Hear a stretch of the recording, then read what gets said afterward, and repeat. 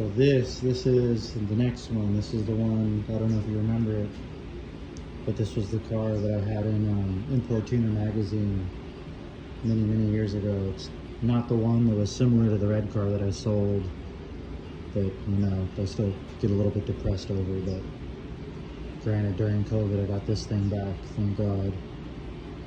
It's like been a real blessing because it's been keeping me occupied, keeping me together, having something good to focus on. I did all the wiring for this, found another engine. Couldn't really afford to build one, but luckily, like, seriously seemed like a blessing, dude. God blessed me. Somebody messaged me and they said, hey dude, I have an engine for $1,000 if you want to pick it up, it's good.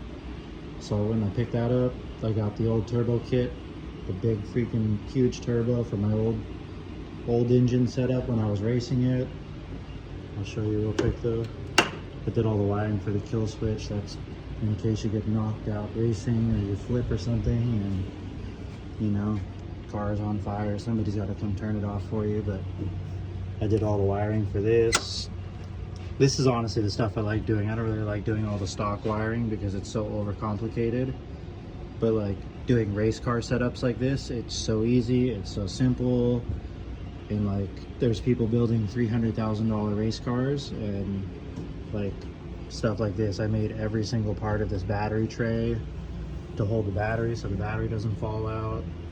Oh, there's the cable. I've done all the wiring, as you can see, for the wiring. Take my time, you know, just put a lot of pride into it, you know. I'm not good at a lot of other stuff, but I really take my time on this because it's just something I enjoy.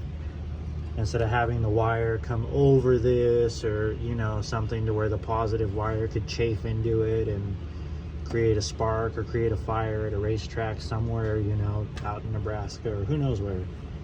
Took the extra time, put a hole, put a grommet, made this fancy little plate, put another grommet there, everything, you know. But I made it so everything works with the key.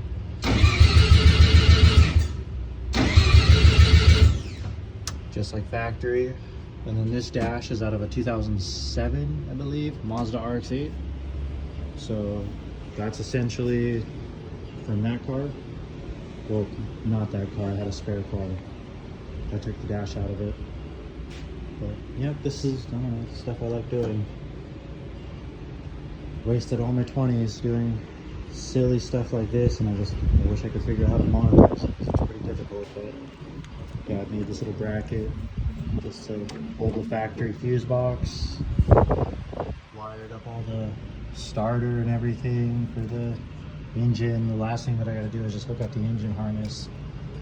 But man, in today's world, there's a couple parts I'm missing that are like $500, like the fuel injectors, and it's just so freaking expensive. But also, up in here, it's really hard to see, is the factory. That's the factory fuse box that I cut all the wires off, and just, you know, you run a wire to whatever individual system that you need.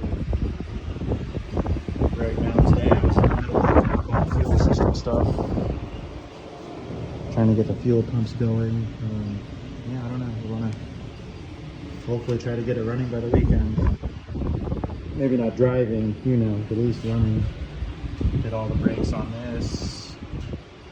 And then I'll show you real quick before the video gets too long. But so this is the stuff that I developed just from like my years of racing. Like these steering knuckles, the purple part, probably hard to see. Pretty much gives the car like extra steering angle when you're, you know, going 100 miles an hour sideways with other cars. I've just been taking my time on it, trying to save up and get it together. But anyways, here's an update. Hope you're doing good over there. Talk to you later.